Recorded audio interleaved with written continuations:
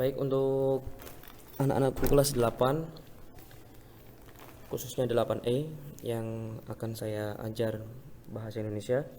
Sebelum masuk ke materi, sebelumnya akan saya perkenalkan dulu diri saya ya. Ini profil pengajar, nama saya Muhammad Rizkon Salam.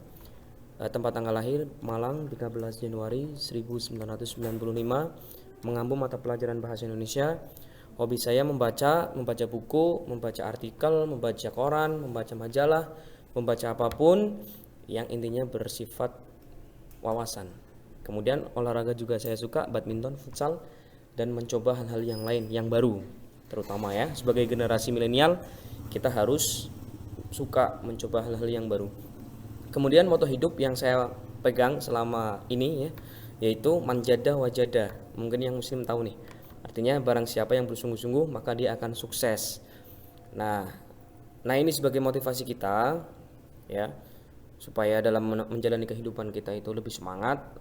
Kita pegang nih quotes atau perkataan dari Pak Karno nih, belajar tanpa berpikir itu tidaklah berguna.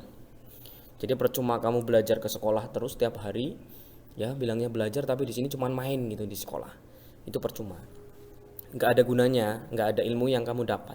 Tapi berpikir tanpa belajar itu sangat bahaya. Nah, gimana ya? Maksudnya orang berpikir tanpa belajar itu tanpa pernah belajar dulu. Misal kamu pengen buat pesawat terbang nih, tapi kamu tidak pernah belajar ilmu tentang pesawat, maka akhirnya apa yang jadi? Pesawatnya nggak terbang, atau kalaupun terbang akan jatuh gitu kan, gagal. Nah itu maksud perkataan dari Pak Karno itu seperti itu, luar biasa sekali beliau. Kemudian nih quotes yang kedua nih, gantungkan cita-citamu setinggi langit, bermimpilah setinggi langit, jika engkau jatuh, engkau akan jatuh di antara bintang-bintang. Maksudnya apa? Nah misal kamu pengen jadi presiden, nah pokoknya aku harus jadi presiden. Nah, ketika kamu punya kemauan itu, mimpi itu, maka bagaimanapun caranya kamu pasti akan semangat sekali nih.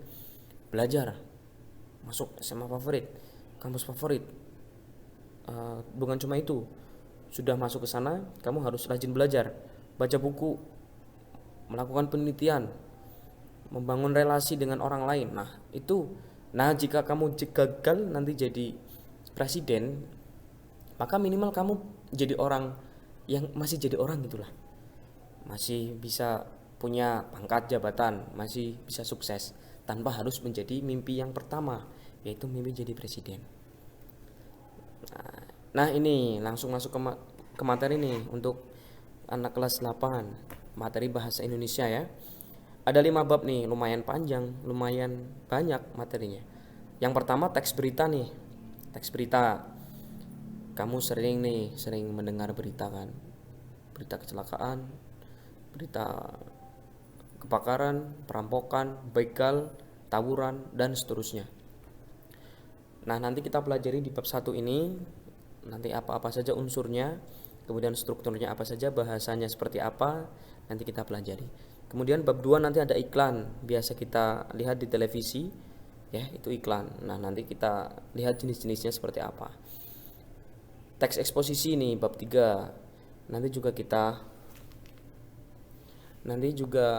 kita pelajari di bab 3. Bab 3 ya. Tentang eksposisi nanti kita pelajari apa sih isinya. Nanti bedanya apa sih dengan eksplanasi, bedanya dengan deskripsi itu apa. Nanti kita pelajari bersama. Kemudian teks puisi nih, teks puisi. Teks puisi itu nanti kita pelajari juga bahasanya seperti apa, majas ada dalam situ, kemudian bentuk-bentuk puisi seperti apa, kemudian sastrawan-sastrawan di bidang yang bergerak di bidang puisi ya, sastrawan ya. Kemudian nanti kita pelajari juga di bab 5 tentang teks eksplanasi. Kalau kamu pernah mendengar berita, melihat berita fenomena alam seperti gerhana bulan, fenomena alam pelangi, kemudian bencana alam seperti tanah longsor, gempa bumi, nah itu nanti kita pelajari bareng-bareng di teks eksplanasi. Seperti itu ya. Oke. Nah nanti pertemuan berikutnya kita akan membahas tentang teks berita. Nah, apa saja yang kita pelajari? Nah ini materinya nih. Pengertiannya, teks berita itu apa? Kemudian unsur berita, Itu apa saja? Kalau kamu pernah belajar di SD, itu ada 5W1H. Nanti di pelajaran ini kita ganti dengan istilah yang lain. Apa istilahnya? Nanti kita pelajari.